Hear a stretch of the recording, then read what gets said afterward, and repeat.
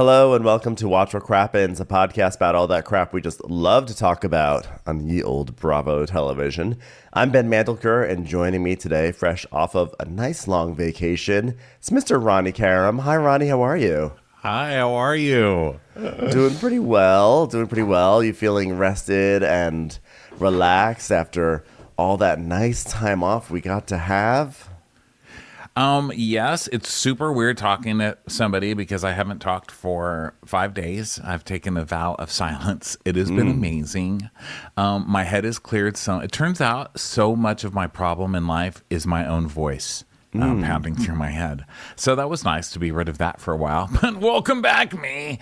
I'm starting the year by dropping my computer, which I just did, and getting a really rough chemical peel, which I just did. So I've got baby skin and an old limping computer. How's it going with you so far in 24, Banoons? Oh, it's going so well. Love ushering in the new year with a huge, iconic, historic Hall of Fame episode of The Real Housewives, because of course today we are talking The Real Housewives of Salt Lake City finale, which we've been excited for 2 weeks. The last episode aired before Christmas, and now here we are, January 3rd. It aired last night. I was looking forward to this.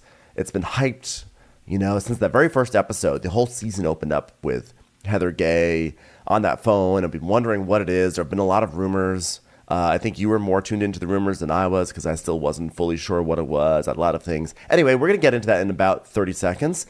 But before we do, just some fun reminders. First of all, hello, welcome back, everyone. Second of all, Crappy Hour is going to be this Monday at 5:30 Pacific time, 8:30 East Coast time. I know a lot of people are going to have a lot of things to say about the Salt Lake City reunion. So that'll be a great time for people to chime in. Unless, who knows what's going to happen on Beverly Hills tonight. There could be a whole new thing that just displaces this. This could just be like a one-day thing. But I think people will still be talking about this on Monday. So we'll be talking about it on Instagram at Watch What Crappens. Ronnie is at Ronnie Karam. I'm at Ben Mandelker. We'll be talking about it, plus other stuff that happened in the world of Bravo. A lot of stuff has happened, I feel like, over the past 2 weeks. A lot of just silly gossip that we have to talk about, laugh about, weigh in. So come join us for that. And then, of course, join us on Patreon, patreon.com/watchwhatcrappens, and you get access to things like Crappens on Demand, like videos. You can watch us on video right now. You can also get our weekly bonus episode. We haven't recorded this week's yet, but we'll probably just be catching up from vacation, etc., etc. So those are all the good, fun things you should be doing. And, we've got news about the Crappies coming up soon, so keep your ears ready for that. We're really excited to announce the date for that, and yada, yada, yada. It's going to be great. We've got a lot of stuff coming up. Yay. Okay, wrap it up. Just wrap up that I open. literally just did. That's why I stopped talking. Wrapping it up. Love it. I stopped. So now it's Real Housewives of Salt Lake City, or as the internet's calling it, Mother. Mother. Oh my God, you are Mother. This show is Mother. Monica, you are Mother. Monica, Mother icon. Oh my God, I am breathless. I'm recklessly breathless. I'm like literally shaking right now. I feel like we really, as Bravo fans, whipped out every gay stereotype. I mean, both all sexes and genders whipped out every single gay stereotype in the comments the past 2 days. It has just been Mother, icon, trembling, shaking, literal death. Yeah, it is. Twitter has lost its mind. Look, one person even wrote, I could argue that the RHOSLC, the Salt Lake City season 4 finale, was better than the Succession season 4 finale. That was written by me, actually. Okay, so I'm basically one of the people. I am one of the people going like, yes, queen, iconic finale. I've lost my mind, and I've been posting stuff on Twitter. I am one of the voices, and I'm shameless about it. I was blown away by it last night. Totally blown away. Well, it was definitely a very good hour of TV. And then I went and watched Monica's live, because Monica did a live at from her apartment. I did not mean that in a shady way. From her house. And Dana was over. Do you know who Dana is? Dana? That's so funny. I was just thinking about Dana last night. I was like, remember Dana? Guys, I did not remember Dana. I was like, who is this? And she's like, this is Dana. And I was like, who? And then she's like, oh my God, look at Dana's titties. And because Dana was standing behind her in like a really pretty dress where her nipples were like headlighting out. It was like headlights, you know? And so Monica's like, oh my God, look at her titties, total nipples. And then the rest of the time, Dana just kept rubbing her boob. I guess because she was awkward because attention had been brought to her headlights. But she just kind of like stood there rubbing her boob. It was the weirdest night.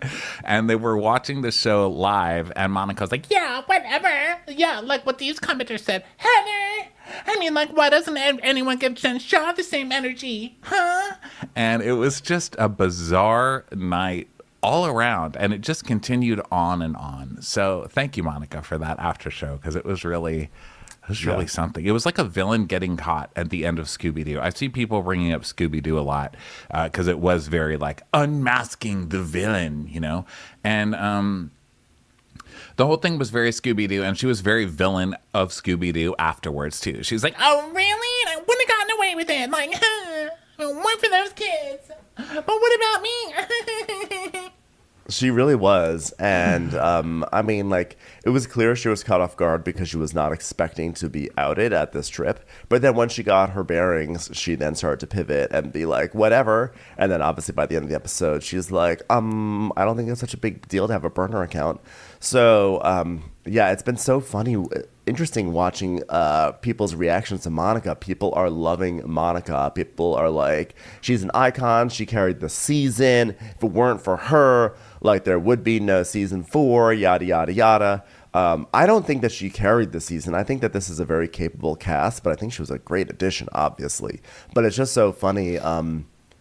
Like, this is so, like, us as viewers. Like, this, like, she came in fully as, like, an internet troll, and she gets unmasked, and we're all like, yes, icon. Season 5, sign her up. Well, I think part of the reason for that is because what she was outed for really wasn't that bad in the whole scheme of things. I mean, we're expecting this to be the worst thing ever, but at the end of the day, I mean, spoiler alert for those of you who haven't watched it, we are going to go through every second of what happened. But at the end, it's like, oh, so she was against Jen Shaw on the internet? And wait, and now you're doing a monologue about how hard you rode for Jen, and you're wanting the audience to be on your side? I mean, the second that monologue, like halfway through that monologue, I was like, she officially, Heather, I'm talking about, just lost this audience. This is total, everyone's going to be writing for Monica after this. Didn't you think so? I was like, well, you lost this one. Oh, no. You're mad at somebody for going against Jen Shaw? Hello? I don't know. I have to say, I feel like rising tide lifts all the boats, because I thought it was a great speech. I was like, this speech is so good. This is an amazing, amazing speech. I feel like But what does that mean? What do you mean by that? Rising tide lifts all boats. Meaning that, like, the chaos of the situation, they both are winners to me. To me, it's not a zero sum. Like, they both have risen up. Like, Heather had an amazing speech that you could only just dream of writing. And then Monica has this amazing, like, fuck you kind of response. The whole thing is great all around. Yeah, it was astounding. I mean, I think it's probably the best Real Housewives finale we've seen. And that's, like, not said lightly. That means, like, better than the famous prostitution whore, table flip episode. That was a season finale.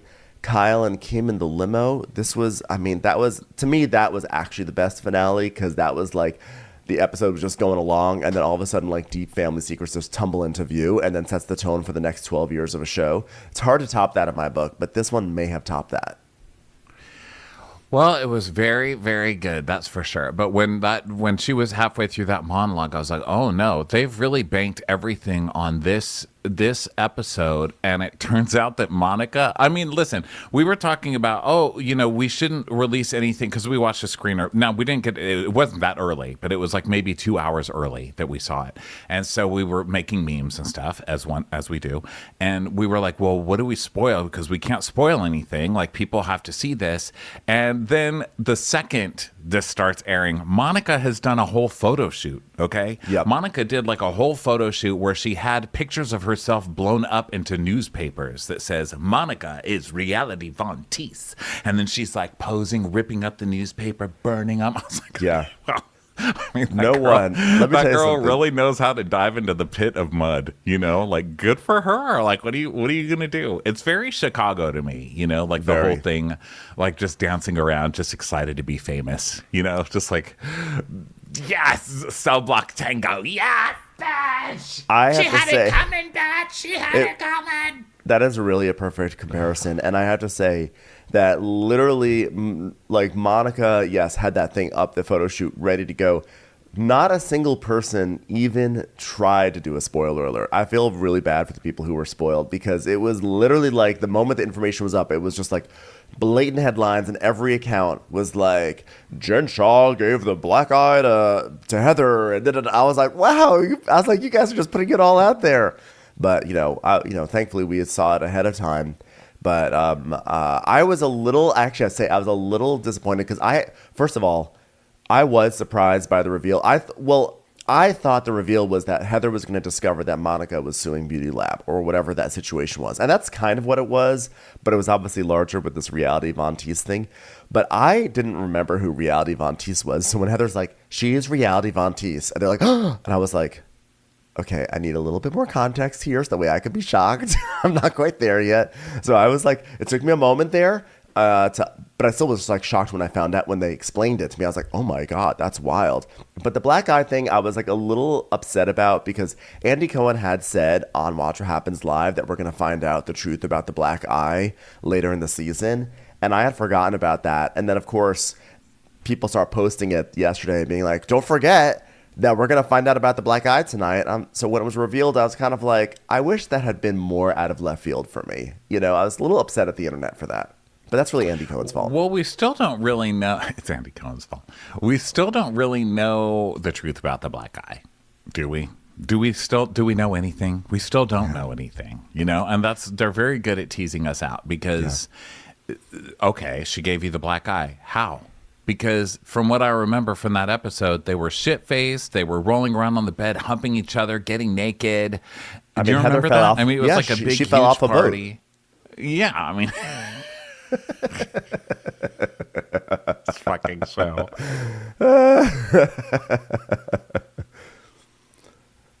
She did not fall off a boat, everyone.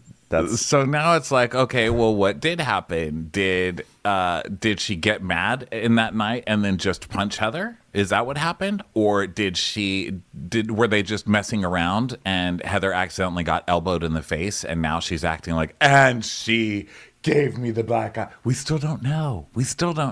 And you know what? That's what keeps shit fun, I guess. Yeah. I mean, but by the way, also, one of the reasons why this was such a good finale for me was that it truly was the culmination of the entire season. Like, I think on weaker Real Housewives seasons, what happens is you can see them trying for stuff, and there'll be like a fight that happens in the first few weeks, and then a fight in the middle, and then a fight, just sort of like these flare-ups of fights they're sort of like not connected, and then it's sort of like the whole season just sort of ends. But then here, if you think about it, Heather started to investigate Monica because she just felt like there was something weird about Monica's stories, and then with the whole Angie, the DMs with Meredith about Angie, that was the thing that seemed to really push Heather into like full suspicion mode.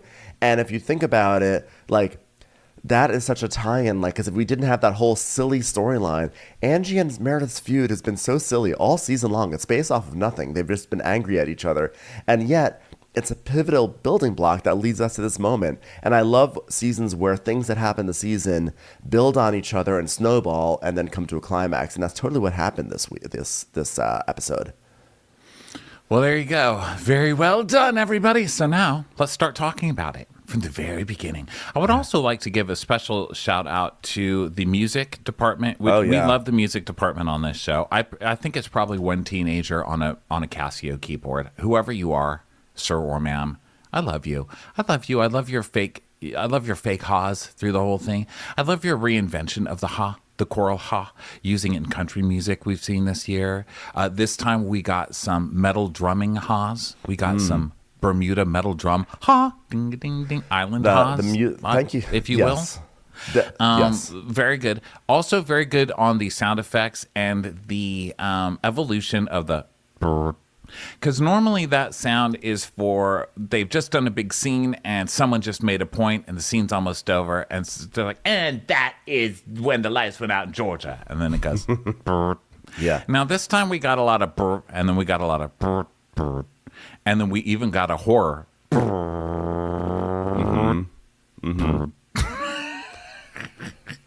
It was really great. The sound design was top notch. I mean, it really was. The music was amazing. Also, I want to thank the Lord. You know why? Because I want to thank the Lord for providing wind at every dramatic moment. Every time that Heather got up to make a speech, like when Heather had to like tell people something, anytime something dramatic happened, there was like wind blowing. It was like Beyonce. Like everyone's hair was like blowing dramatically in front of their faces. Their dresses were like flapping. It was just like perfect. It was like God said, you know what? I feel like we have an iconic episode happening here, and I think I need to add my little touch because I can take it to the next level right now. And so, like, the entire episode, it just was like everything was like swirling around them. It was just like perfect gay cinema. It really was. And just, yeah, the weather in general and just how it was always thundering and lightning. God was like, yes, queen, I'm involved now. Also, you know what? While we're just kissing this show's ass, let's move on to sound design because I watched The Gilded Age over break, which, by the way, still have the stick stuck up my ass from that show. I mean, my God. Every little thing is like, the postmaster came with a letter from someone unmarried. I mean, Jesus Christ, that show. Anyway. I haven't seen that show, but I did watch Christine Baranski on the Kennedy Center Honors, which I feel like is a pretty close approximation. So, yeah, go on. Christine Baranski, playing Christine Baranski. I mean, I feel like this is the true Christine Baranski. But yeah, I watched that show, and one of the best things about that show is just the technical stuff. I mean, just the look of it, the use of the costumes. I mean, Bob Mackey is the costume designer. Wow. So I would just like to give a shout out to, not a shout out, because that's, you know, if you eat something that doesn't agree with you, and then you know. But just to the Bob Mackey of this show, probably, you know, Bobby Smith. I'm like Bobby Smith Bob somewhere. Bob Hackey in Salt Lake City. Whoever you are. Amazing work. I mean, Heather's yellow Tweety bird dress on the beach with... Or how Whitney comes out to the beach to meet her because she's like, what's going on? And Whitney's coming out all urgently, but she's wearing basically like seatbelts as a dress. I'm just like, I can't. This show is hilarious. I mean, the whole thing, really, really well done. But I will never forget that yellow dress. I'm telling you right now. I loved that it was like kind of Tweety Bird, but it was also like Roman, you know, because everyone's like, oh my God, this is my Roman Empire. Which, by the way, I just learned over Christmas break what that meant from the reality gaze. I had no idea what that even meant. Yeah. But I love that it was like a toga. The whole thing. Okay, we can get into it now. And now, thank you to the god Zeus of thunder and lightning, who will control the rest of this episode. And a noise we always hear in Housewives weather. It's like... I love that we got a thunder. I know. It was, I mean, everything was just like really firing on all cylinders, from the weather to the organza. It was just amazing. It's time for a commercial. It's time for a Crappens commercial. Friday, January 5th at 8/7 Central, join the RHOSLC on MTV. And hold on to your wigs because RuPaul's Drag Race is back. Season 16 kicks off with 14 bold new queens looking to break through the noise. They're bringing the looks, shade, and gags you love and love to hate. With a panel of star-studded guest judges ready to roast the runway. But with Drag Race, everything is extra, so this season is serving up all the twists. That's right, immunity is back. Queens will have the chance to slay and earn safety from elimination. And for the first time ever, Rue will sashay out of the way as the queens will have to judge each other. Get ready to see what other sickening surprises are in store as this season brings power to the queens. Who will seize the moment? Find out on RuPaul's Drag Race, premiering Friday, January 5th at 8/7 Central. The future of drag is on MTV. So, thunderstorms. Excuse me, I'm having a burp. I'm emotional. So now we hear Heather's voiceover. We hear her saying, "There's something I need to tell you guys, and it's big and it's not good. And then we hear her saying, like, she's ridiculous. And then Lisa saying, you're ridiculous too, Heather. We're just seeing, like, flashes of everyone yelling at each other at what turns out to be the Bermuda Triangle party, you know? Yes. And Heather, who's been bullying us for the past 4 years. And then we cut back to Heather, and she's on the beach in her toga. And she's like, I had some information confirmed today, and I've been wrestling with that all day, and I'm not sure how to tell you. Blue memory. Angie waving a doll around, and her saying, Monica, why were you talking shit about me? We were supposed to be friends. And Monica's like, you know why, you know. And then we get another sing. Thunder.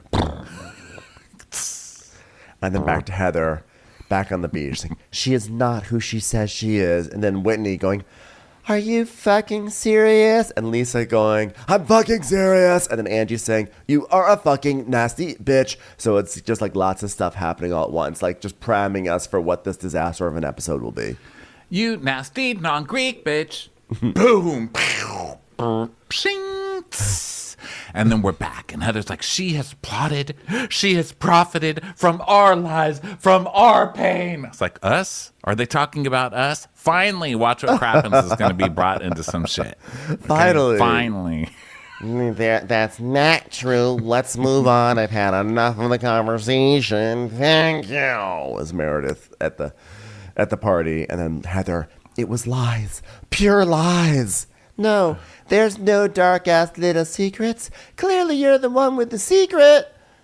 And then we get a flash of Whitney's face, a flash of Meredith's face, a flash of Monica's face, a flash of Heather's face, a flash of Juan the busboy's face, a flash of a crab's face. Thunder, lightning, sing. How did we all fall for it?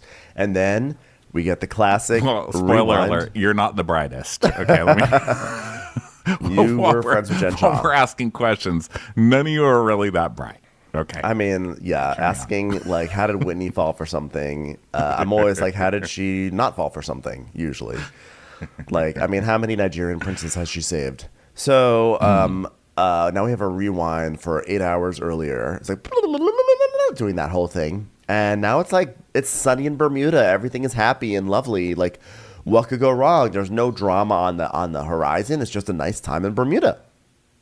8 hours earlier. Fun and tropical jump. Ha, dun, dun.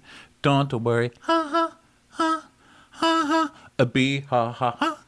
Ha, ha. Very nice island Haas, and Meredith has some kind of weird whale sperm mask on, and she's like, good morning, kitchen people. I didn't sleep terribly, but I didn't sleep well. I did sleep. I think I slept. I'm not really sure what I'm talking about or why I'm here, but I'm having a good time. Hope you guys are too. I have jewelry for poor people now. And then we see Lisa drinking coffee on her balcony, and then Monica's opening up her blinds, and Whitney and Monica are pretending that they're like really hungover in bed. Like Whitney has like a blanket over her face, and so Monica opens up the blinds and is like, check out this view. And then Whitney takes down the blanket, like, oh my God, I am so hungover. But of course her face is like in full drag makeup. So kind of revealed that she's not just waking up right now. Oh my God, please stop taking away the magic from this show. I'm sorry. It's like the first time someone showed you how like the Hills was staged or something, or wrestling. Yeah, like what are we on the Universal Studios tour? I don't want to know. Well, maybe she got drunk in the middle of the night and put on drag makeup and went to sleep. That could happen. She is very good friends with Trixie Mattel. So Monica's like, so how are you feeling? By the way, girl, are you going to talk to Heather today, by the way?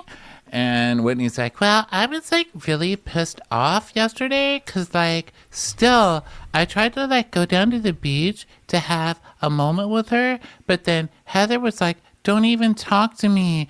I was just like, I was really upset. You were chasing her screaming about how she exploited your vagina, Whitney. What are you acting like she ordered the wrong poo-poo platter at the place, Whitney?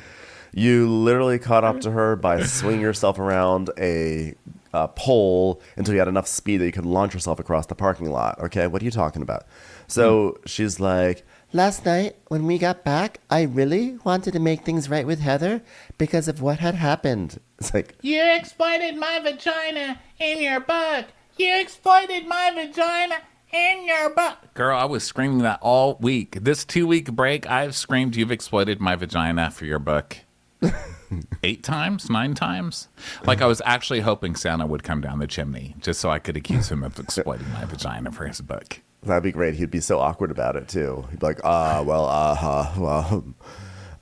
so then Whitney's like, but you know what? Heather is not ready to talk yet. So I decided to take a moment for myself and allow myself to grieve and honor my friend Sherry.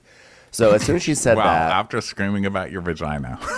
yeah. It's like, well, I couldn't scream you exploited my vagina anymore, so it was time to grieve my friend Sherry. I mean, As soon as she said that, I was like, she's going to use this She's going to use this as a weapon against someone. Like I was like, I don't know how it's going to happen, but she's going to say, so you're going to come at me when I was grieving for Sherry? I was like, I know she's going to do it. That's why she mentioned it.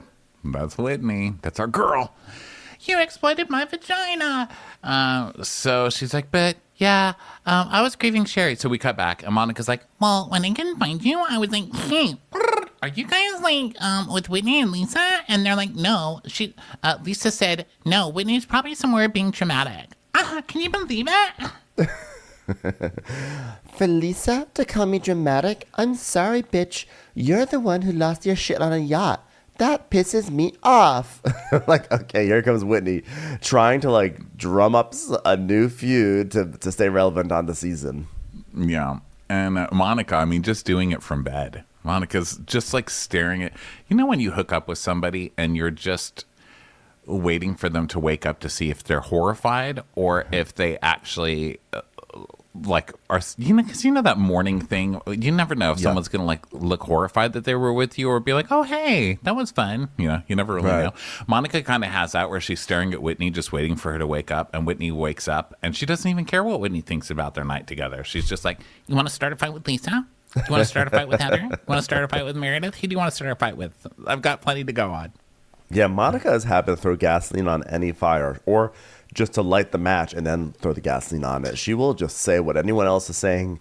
She just delivers the information of what anyone else says behind someone's back, and everyone falls for it. So then we have Angie walking into the kitchen, and she says, despite last night's drama, I'm super excited for today. We're going on Greek mopeds, and we're going shopping. And let's just say I hope these bitches can rally because we have a fun day planned. I love when Angie puts up her fingers when she's like excited to be sassy.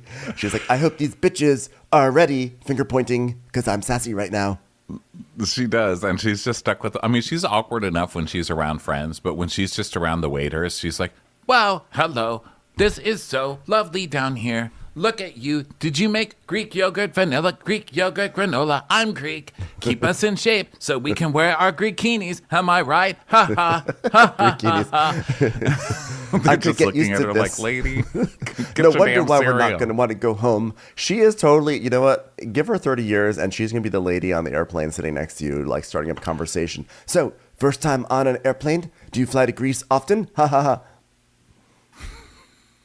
These are barf bags. I know. I remember what these are for. There's nothing like my sister's wedding. Let me tell you about it. It was Greek. It's like, oh my God. Oh, lady.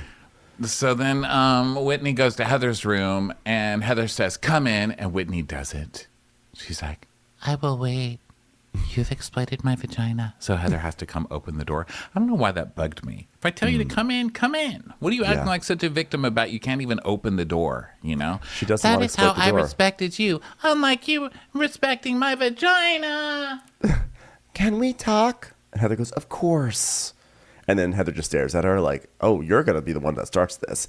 So then after like an awkward pause, Whitney's like, hi, would you like to apologize now? Heather's like, no, B, go ahead. you start this one. Let's see where this goes. So she goes, I'm sorry that I upset you so badly last night. I honestly did not expect that much reaction when I accused you on national television of exploiting my vagina and my sexuality and being a predator for a book. Heather's like, I know. It surprised even me, my reaction. Even me. And Whitney says, well, you've mentioned a few times, like, read the book. But consciously, I didn't know how I'd react consciously with my consciousness. I didn't want to be unconscious about coos. Line. Whitney, come on, man. She's like, yeah, consciously, I didn't know how it would react. So I would react. So Heather's like, but you didn't even have to read it. I read you every page and every word. I read you the whole section of your part. And she's like, yeah, but I know. And then you even took out the part I asked you to. And she goes, yeah, and you loved it. She goes, but I hadn't read it. She goes, but I read it to you, Whitney. You heard every word. She goes, but it, not after the revision. She told you about this. She got an okay. Whitney is really so holding bad on at here. this. Like watching Whitney get into fights is always hilarious. Like any other housewife, you'd be like, oh, she's trying so hard to be on this show. But Whitney just not really. She starts fights she doesn't seem to fully understand. And Heather's like, I took the word out that you didn't want in there. What part did you not like? And she goes, the Titanic analogy. And Heather goes, but that was always in there. I mean, it was the whole reason why I did the panties thing. And you said, but it was your idea. And I said, okay, I'll change that, even though I thought it was less funny, And then that gets like a little. But how are you going to get mad at the Titanic reference when your whole character is based on, everybody just assuming you're going to go down?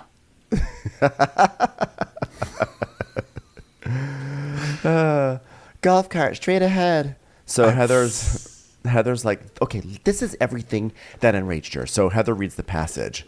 Jack, I want you to draw me like one of your French girls. It was a Titanic knot. I don't get it. She reached down and slowly removed her pirate patch panties. Ahoy, matey. I photographed her from the belly button to backside without breaking a sweat. This is the book. This is what I got crucified for. And she's like, well, I just felt a little bit exploited because it made me feel like, wow, she's not doing this for her husband. Like, she's down to get down on all fours and I can photograph her from her belly to her butthole? Did Whitney not understand Titanic? I'm sorry. Do we have to clarify Titanic for Whitney? Rose, the whole reason why it was significant that Rose said, paint me like your French girls, is because Rose is prim and proper and she's not a loose woman and she's not throwing herself around. So this was like a moment of extreme intimacy for Rose and Jack. And the fact that like Whitney looked at Titanic and like saw Rose, it was like, slut. It just like, it's such a funny takeaway. It's so Salt Lake City.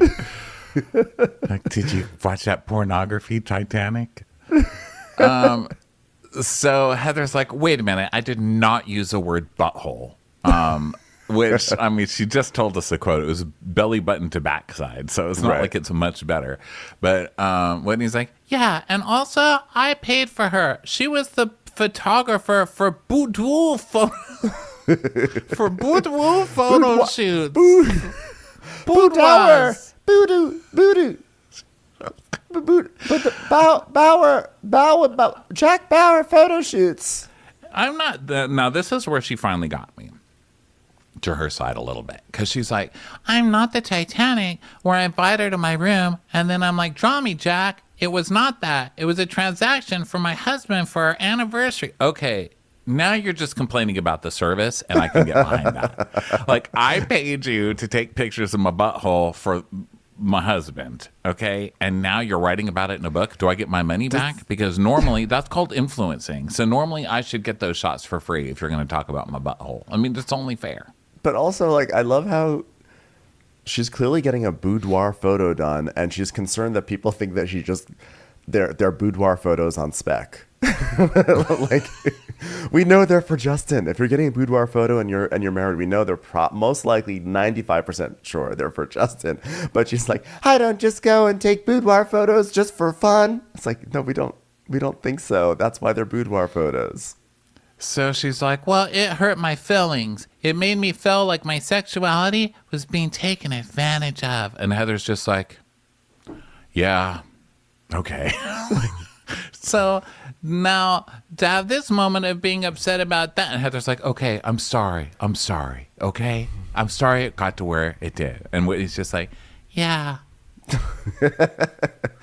Heather's like, cousins forever. Smart cousin, dumb cousin. That's our roles. And so they hug. And she goes, cousin Whitney Rose, never bad timing at all. Never bad timing. And she says, what do you mean bad timing? I just brought it up. You're the one who went crazy. Please cut to, you exploited my vagina, Heather. So now they all pile into a Sprinter van for today's activities. Cut to Angie with her finger pointing. Yes, big excitement today. And Lisa's like, oh my God, you guys, we're going to look so cute on our scooters. Ah! So they... Welcome to our scooter ride. We are going on scooters in Bermuda. Okay, Angie, you don't have to narrate the whole thing. Just get in the fucking car already. It's no wonder we're not going to want to go home. Am I right? Please stop talking to the valet. He doesn't care. So now they're worried because Meredith doesn't drive, right? Which I could have sworn that we've seen Meredith driving up a million times, but maybe she's always been driven up. Yeah, it makes sense because I feel like, I don't know if this has ever been articulated before, but then when they said Meredith doesn't drive, it's like, yeah, that makes sense. She definitely does not drive. Like, I feel like we've never seen her. Even Brooks was driving Meredith earlier this season, right? That was Brooks in the driver's seat. Meredith just does not drive. Well, it just goes to show how observant we are because every Housewives, I mean, the whole formula is like someone drives up, a car door opens, a shoe comes out, the person walks up a driveway to someone's house. So we've seen her get out of 9 zillion cars is my point. So you would think that I would have noticed that we've never seen her drive. But, you know, I guess that's why the snowbank thing was even that much more important. So I just would love some sort of like the end of like some sort of neo-noir. Maybe it's because we were just like watching clips from The Usual Suspects or whatever. But some clip where like some detective realizes that Meredith is always getting out of the passenger side. Like, oh my God, she never was driving. I just want to see just a super clip of that. Anyway, this is my life. So Meredith, she's on the moped and she has a blazer on, of course. She has a blazer on to moped, and it's not only just a blazer. It actually like goes all the way down to like her knees. This is what her outfit was. What she selected to go on a moped around Bermuda in tropical Bermuda. I like Whitney sitting on the moped, crossing her legs. Yes, these people are all a disaster. Okay, and then Monica's doing that like, oh my God, I baby moment, like crashing into everything, and the safety guy's like, you have got to get your shit together. You cannot drive like this. She goes, yeah, because I'll die. And he's like, you will die. This is my business. He was not happy with these women. He kept on yelling at them. I wanted a longer scene with him because he was just berating them. Yeah. Well, moped safety, guys. Okay, it's I drove a Vespa. It's very dangerous. Okay, I had to go to school for that. I had to get an education for that, and these people are just willy-nillying all over their Vespas in a parking lot without any education. So, and you got hit once, didn't you? I was hit. I was run off the road, and I ran into a curb one time, and that was the worst one because it was by that pool by the Pacific Design Center. You know how there's that public pool there? So I was going to that, and I was driving straight, and I was looking to see if my friend was at the pool, and the curb went in for parking, and I didn't see it, and I hit it, and I flew off the thing and smacked down down into the sidewalk and slid. And then someone walked by me and went, what the fuck, man? Like, I got in his way on the sidewalk. Thanks, sir. Like bleeding. At least you had a helmet on, right? Yes, I did have a helmet. Well, I can empathize as someone who served as the curb recently to a lady on a bird scooter who crashed into me. As someone who was a victim of vehicular violence, I can understand. I can give you the other side of it, which is that it wasn't pleasant for me either. So, well, I didn't actually run into him though. Okay, this is like if that lady ran into you on her bird scooter, and then someone else passed by you and went, "Jesus Christ, man, get out of the way!" And you're like, "I've just been victimized, sir." Yeah. The point is that we've seen things and we've experienced. Well, I remember the first time you saw me on my Vespa, actually. I was driving past you and your friend. Jenny. And I stopped and said hi, and you went, "Oh my God, you're on a Vespa." I've never heard you laugh so high. You do not have a high laugh. So unexpected. Here's why. Here's why. Ever since I've known you, you'd always driven like a Fiat and a Prius. You always had these sort of like big, they're not big cars, but they're sort of like round cars. They're like, you were always driving cars, gumdrops, you know? And that was just always your thing. And then like big man, tiny car. But they're always sort of like rounded and sort of cascading over you. And then all of a sudden, like out of nowhere, you just show up on like a little Vespa. And it was so out of context. First of all, it was funny just to run into you on the street. And then you were on a little Vespa, and it just was such a funny thing because you had like a little helmet on, and you had this big smile, and it was just like, it was hilarious. It was just like out of nowhere, Ronnie is a Vespa person. Well, that was some pleasure I heard from your voice. It was amazing. It was such a delightful memory. Like I still remember exactly. It was at the corner of Fuller and Hollywood where that happened. It was on the way to Runyon Canyon. Yeah. Okay, so, God, remember when I used to hike? Okay, everybody, don't do that anymore. Talk about getting safer in my life. I don't climb things and I don't walk places because of all of the things we've just said in the past 5 minutes, okay? Stay inside. You never know when you get hit by a bird scooter or a Vespa scooter, any type of scooter. Or have a Ronnie flying at you on the sidewalk. Is that what you want? Or just a big honestly, man. Or just Angie K. Just Angie K on a scooter. She's like, "Opa, I know how to drive this now because I've been in Greece, Bermuda." Oh my God. Okay, so Meredith's like, "Oh my God, wait a minute, how do you get off this back thing?" Which is the brake. You have to push it forward. I can't believe anybody let Meredith on this thing. Commercials. Here comes one right now. Yeah. So now it's fun and games time. You know, they do these Vespas, and then they pass a goat, and Heather says hi, and the goat's like, "Meh." And then we get a flashback to the Pioneer Day, where the goats were like, "Then they just call me a bitch." It's the Meredith of goats. Yeah, and so then this goat just goes, "Yes!"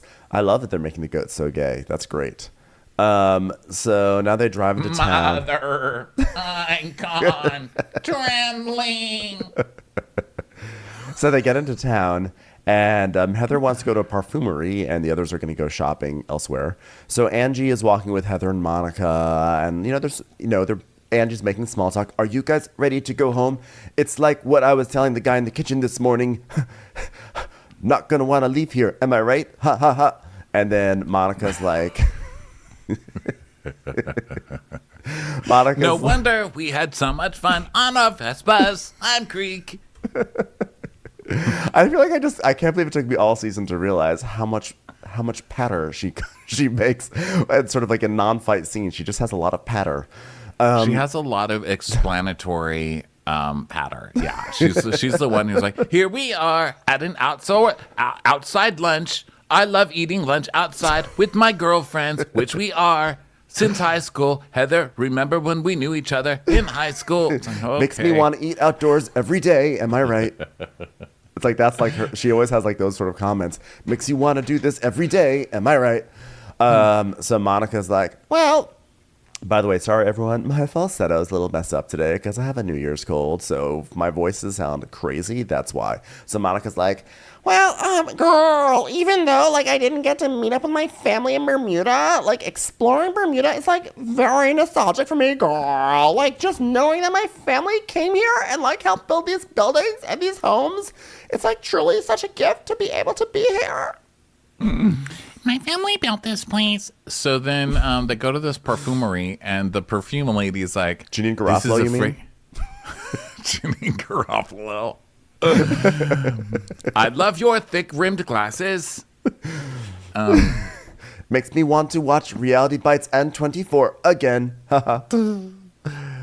The lady's like, so guys, welcome to the perfumery. This is a fragrance found in a shipwreck. Girl, What ain't was nobody that? want to smell like a shipwreck. What was that? What was that? What was that? Thank you. This actually deserves as much attention as the reality Von Teese reveal, because what the hell was this? It's a fragrance that was recovered from one of the many shipwrecks. So that means that either it's a fragrance built off the shipwreck, or they found a jar of perfume in a It's a dead shipwreck. person. It's a dead It smells like shipwreck. What does shipwreck don't smell want- like? Wet nickels? Like, it's not going to smell good. I'll tell you that. It smells like Jack's pee, okay? Because that's where he is. Jack. It smells like As long as dead we're talking about it. DiCaprio. It smells like Francis Fisher. So, yeah, Heather forgot her wallet. So Monica's like, I have money, guys. I can totally pay for this. And Heather's like, really? I'll pay you back at the house? She's like, yeah. And it's $725. What? What? For shipwreck perfume? For dead DiCaprio smell? No, thank you. No. What? I still don't like. What is this? What is this scent? Okay, we have to stop with our fascination with things that are underwater. Okay, like it did not go well for those people over the summer. Okay, and I don't know why we're going down there to get perfume out of there, but we just have to also stop. tragedy, don't you think too?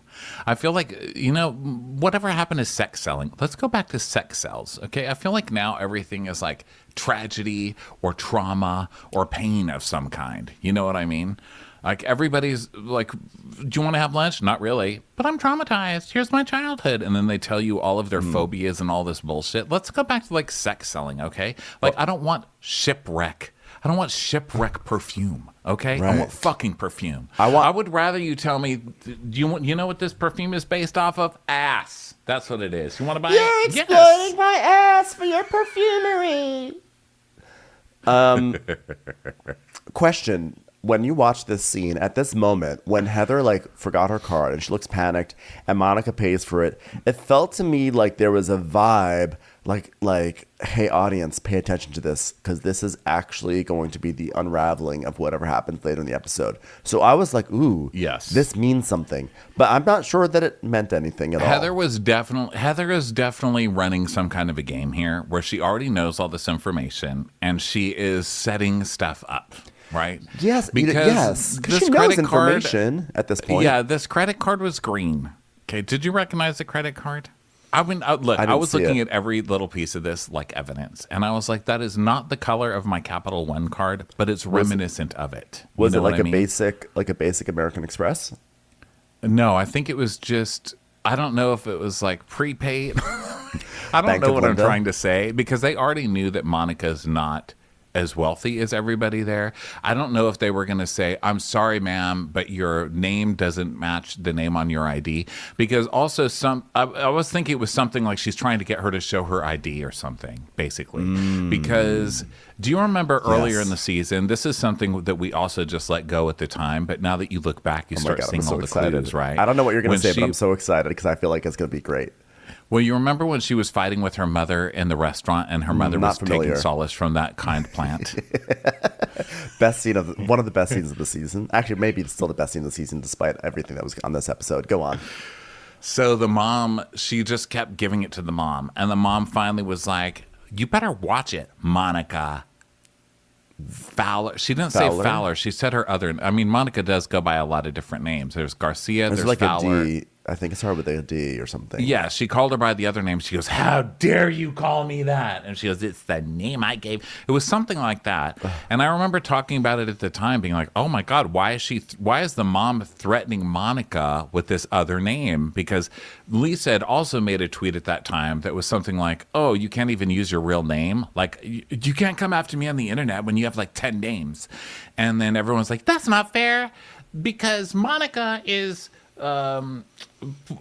Portuguese, and so it's normal to use three names, or there were all these things like, you can't say that, and this is like, you're victimizing Monica by even suggesting that it's weird that she would have a different name.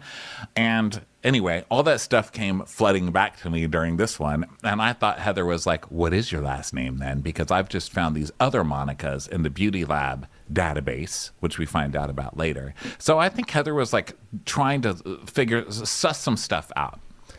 Yeah, I think that's fair, because we do find out later that, I mean, Heather, that the phone call that Heather receives was not the first time she received this information. It was just like she had started to already gather this information, but that was the phone call that seemed to confirm everything. But needless to say, it makes me realize that, Ralph Pittman walked so that way Monica could run, Wait, who's Ralph Pittman? What's wrong with me? How dare you? How dare you not remember Ralph Pittman? Ralph Pittman from Atlanta. How could you forget me? How could you forget me? Oh, the cameras in the living room, the hidden cameras. Yeah, I remember. God, this is just a lot. Can I just take a moment to say, this is so much to show. Like, it's given us so much, but it's just a lot, because then we start talking about memories, and then I find I've been talking 15 minutes in a row. I don't even know why. I can't stop. No, it's good, though. And then I'm thinking about all these other episodes, and then all these other episodes are crashing into my brain, and it's just like mush. It's mush. I'm exhausted. This is too much for my first time back. Yeah. Also, by the way, retroactively, I'm mad at the Atlanta producers, because Ralph Pittman had all those different identities, and they could have done something with that so much. Look at what they're doing on Salt Lake City. Look at how beautifully they're doing it. I want Atlanta, next time they have someone like a blatant fraud like Drew and Ralph, like, go for it. Do it right. So follow the template that's put here. There were a lot of things on Twitter there was one thing that was very funny. That was like, I'm talking like my mother now. There was one thing on Twitter that was very funny, actually, that I want to tell you about, Benjamin. I don't want to support I don't want to support Elon Musk by repeating this, but it is what it is. But someone said Monica, she went from Jen Shah's assistant to reality TV blogger to first chair at the reunion. She is the blueprint. I was like, it's kind of amazing and true. Well, back to the Gilded Age. That is something they say in the Gilded Age a lot. Well, it is America. Or Bermuda in this case. So Monica's going to pay for Heather's Shipwreck perfume. This episode has it all. And her card doesn't work. So, of course, you're like, So, I think this is just also a great red herring that they're doing. And she's like, girl, it would be like the icing on my mother effing birthday cake if my freaking card declined right now in front of these women. Like, none of these women would ever see me again. I would disappear in the Bermuda Triangle on purpose. And she's like, these bitches were like, oh my God, her card was declined. and she's like, no, I was just thinking, I am so glad I remembered to do that when we left. I called the Greek bank and I said, I will be out of the town. I will be out of the country, not in Greece, but I will be wearing a Greek teeny. I am Greek. I called the Bank of Aphrodite and said, please put an international hold on my account. Thank you. I love that we are riding mopeds right now. No wonder we never want to go home. So I'm about to like hack up a lung here because this is so funny. So she gets the card to work. Everything's fine and everything's okay. I was gonna say something about this declined card thing. I don't remember anymore. So meanwhile, they all meet up again. The other group has done some sort of shopping at a place called like You Are Loved, which is so funny that they won't even let Monica go there on her birthday.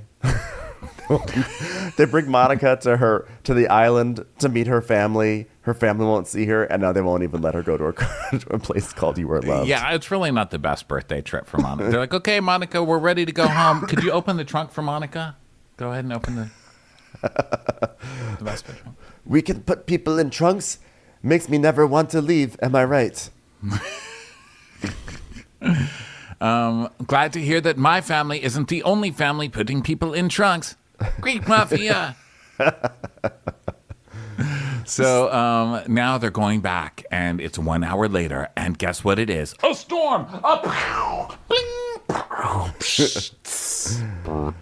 Zeus has rolled in with his thunderbolts. And so thunder and lightning and a phone ring. We hear a phone ring. It sounds like an office phone because, of course, Heather has that. And there's a camera that's just like on the floor in the hallway in the house. Like clearly they're not like really shooting. But by the way, thank you, SLC, for keeping the cameras rolling. I mean, how many years did it take us to learn these lessons? I mean, there was the Bolo night in Atlanta. There was last year in Heather's room. Just keep the cameras rolling no matter what. So they do. And they pick up audio. And it was like a Foot Locker cam or like a Payless shoe cam. You know, it was like low. It was on the ground. You know, it was like the mirror when you're trying on shoes, how they have the mirror on the bottom of the stools. It was operated by Star Jones. What do you mean? Wasn't she like a Payless spokesperson or something like that? I don't know why I went there. I wanted to invoke Star Jones. This episode is so ridiculous. It's so camping over the top. Like we needed to invoke Star Jones. It has been invoked. Okay, so yeah, so they basically just leave the cameras on the ground, just running. They don't even get. That's how this show is. They're like, they probably didn't even mean to do it. They probably just left the damn camera on the ground because this is the community theater of Housewives, you know. But Heather gets a call, and we're outside of Heather's room, and we just hear her going, "Hey, what did you find out? Are you kidding me right now? You shut the fuck up! You shut up!" That's like, oh my God, here she goes. Here she goes. Start the reel. It's the Oscar nomination. So then production comes scampering in because, of course, they're listening. And Heather's like, I am trembling. I can't believe it's her. Also, do you know what plywood smells like? Because I'm kind of trying out this new scent. Are you down to try? Is this the way it's supposed to smell? Musky. How could she do this to us? And the producer knocks on her door, and she's like, I'm freaking out. And the producer knocks again, and another producer's like, just go in. You're being polite. We bought this television house. show. We're paying for these doors. Go in. So she goes, you guys, no, seriously, no, for real, no. So this is why I thought it was really primarily to do with Beauty Lab and Laser, because that would be something that's like a business thing that she would not want to be airing on the show. So that's where my mind was going. So now, I thought it was Beauty Lab and Laser too, because that's just what we had heard. But guess who spoiled it for me? Of all people, guess who fucking spoiled it? I never would have guessed it. Me? No, you didn't know. How could you have spoiled it? Well, I thought you were about to air agreements. You had the tone of like, I'm about to air agreements right now. Again, guess who did it? Murillo. Jen Shaw's assistant who stole the clutch, allegedly, who we see a clip of later. I don't even know. I don't follow him on Twitter. No offense. I mean, I don't really even know how Twitter works, barely. But so I don't know if someone posted it or something, but he said something like, hey, do you guys remember that old blog, Reality Von Teese? Well, I'll bet Monica does. And I was like, oh, really? Monica was Reality Von Teese? And then I went back and read Reality Von Teese again, and I was like, oh my God, this sounds exactly like Monica. I can't even believe that no one automatically it's like, oh, really? Jen Shaw's going to prison, and that bitch deserves it, old hooker. It's like, why does the Reality Von Teese account have so much? It's like there's like 10 posts against Jen Shaw, but then there's like 20 posts against this woman named Linda. What's going on? She's not even on TV. Jen Shaw sucks, and my mom's pajamas are not real Burberrys. So, but one thing I also love about this show is I love the way it keeps jumping back and forth. Like the timeline is like, this is next level. I mean, the episode started off at one time, Flash went back, now we're going forward, we're going to go back again. I mean, this is like kind of brilliant storytelling. I'm not even being silly right now. I'm not being silly, guys. This was great. They thought about how they're going to present this whole story, when they're going to reveal things, when they're not. It was just beautiful, beautiful, beautiful. So now it's 4 hours later, and everyone's getting into glam. Meredith is in glam, and she's like already wasted. She's like, oh hey, gay person, what are you doing? Do you have any? You need a toddler friend? Because my son's a model now. So anyway, you want to drive a moped? I want to do blazer, but I want it to be in a steel drum kind of a thing. So how are we feeling about mopeds? You ever see the cover of UB40's CD from 1988, the one with red wine on it? I want my shoulder pants to look like that. Can you do that? So now Heather is in her yellow school bus toga dress, and she's really nervous. And she's telling us, I just got this devastating information, and my head is swimming. But it's just too damning. It's too much. And I have to deal with it. Dun, dun, dun, dun, dun, dun, dun. So everyone goes to dinner outside. And by the way, she also says very dramatically, what's about to go down could change our friendships forever. Of course, I'm like, ugh! I am such a glutton for melodramatic statements like that. I'm like, guys, it's getting serious now. What is about to happen could change our friendships forever.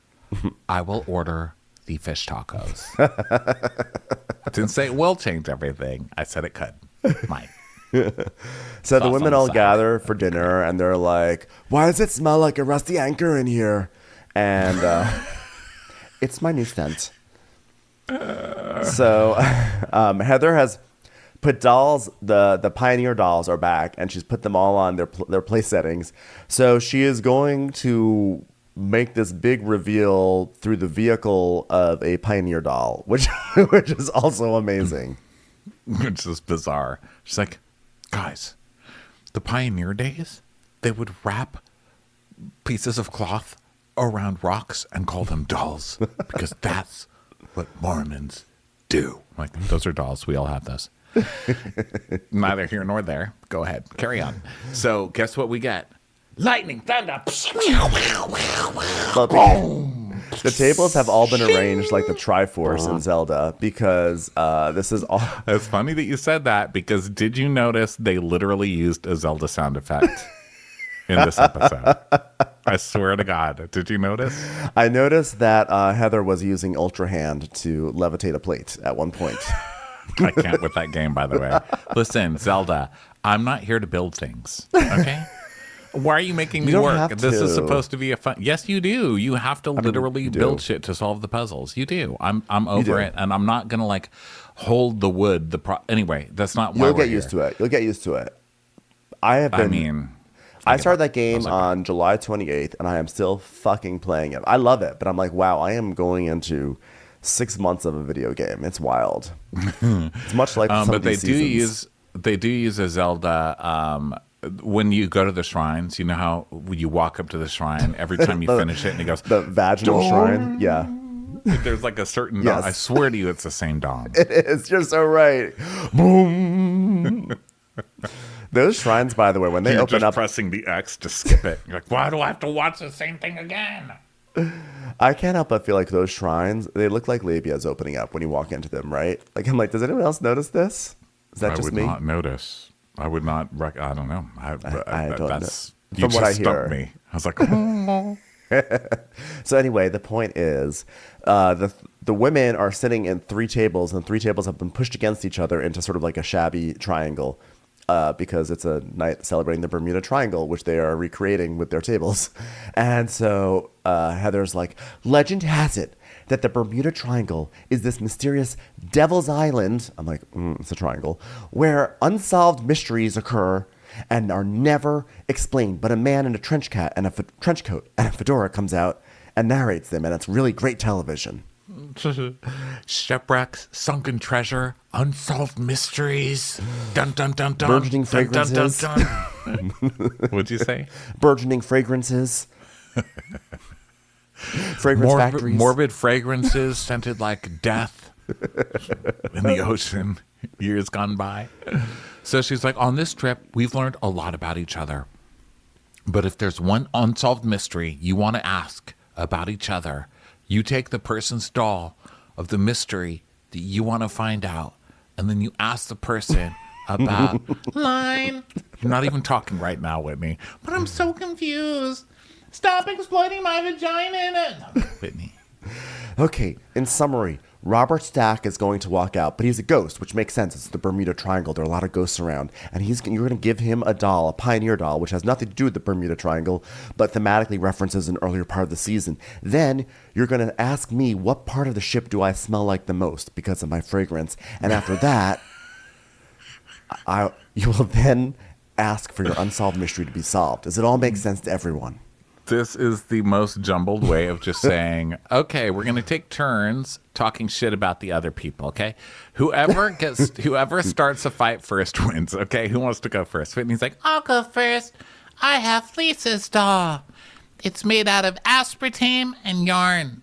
So, Monica told me that when I was down at the beach crying, she asked you where I was, and you told her I was off somewhere being dramatic. Yeah, I said that. I did say that. It's not a mystery. It was me. It was me. Guilty.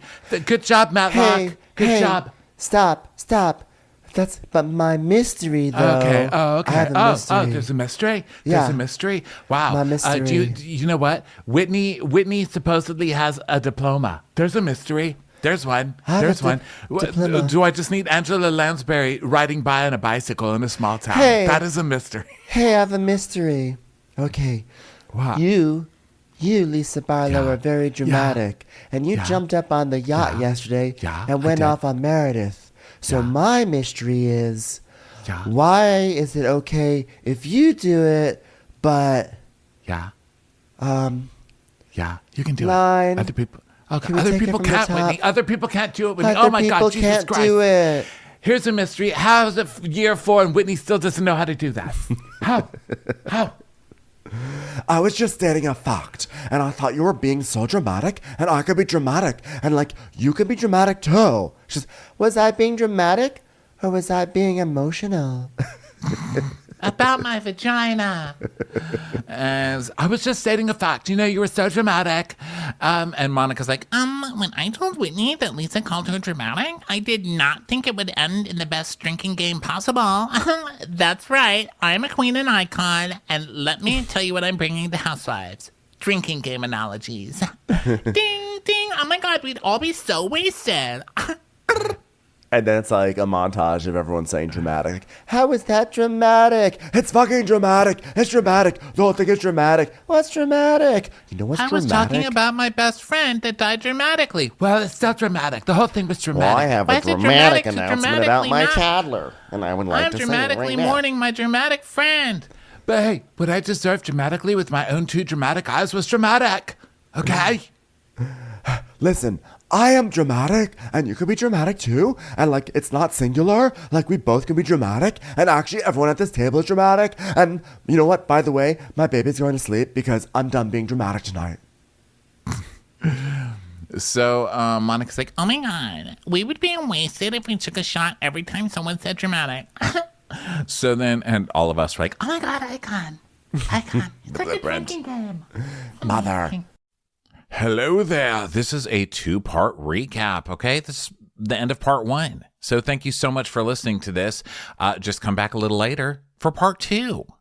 Watch What Crappens would like to thank its premium sponsors. Ain't no thing like Allison King. Ashley Savoni, she don't take no baloney. Strolling the park with Caitlin Clark. She's not just a Sheila, she's a Daniela. Itchels. Aaron McNicholas, she don't miss no trickolas. She's never scary. It's the Green Fairy. Jamie, she has no last namey. Hava Nagila Weber. Know Your Worth with Jason Kurth. She's the wind beneath our Jennifer Wing. Sip some scotch with Jessica Trotch. She's always supplying, it's Kelly Ryan. Kristen the Piston Anderson. Let's give a kisserino to Lisa Lino. Megan Berg. You can't have a burger without the Berg. The Bay Area Betches.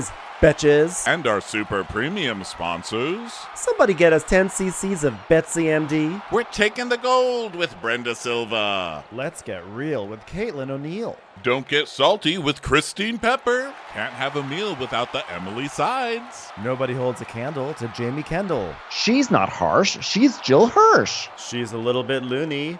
Junie. My favorite Murdo, Karen McMurdo. We love him madly. It's Kyle Pod Shadley. Let's go on a bender with Lauren Fender. We want to hang with Liz Lang. The incredible edible Matthews sisters. Give him hell, Miss Noel. She's the queen bee. It's Sarah Lemke. Shannon, out of a cannon, Anthony. Let's take off with Tamla Plain. She's quite the catch. It's Victoria Cotchett. She ain't no shrinking Violet Kuchar. We love you guys. Hey, Prime members, you can listen to Watch What Crappens ad-free on Amazon Music. Download the Amazon Music app today. Or you can listen ad-free with Wondery Plus in Apple Podcasts. Before you go, tell us about yourself by completing a short survey at Wondery.com/survey.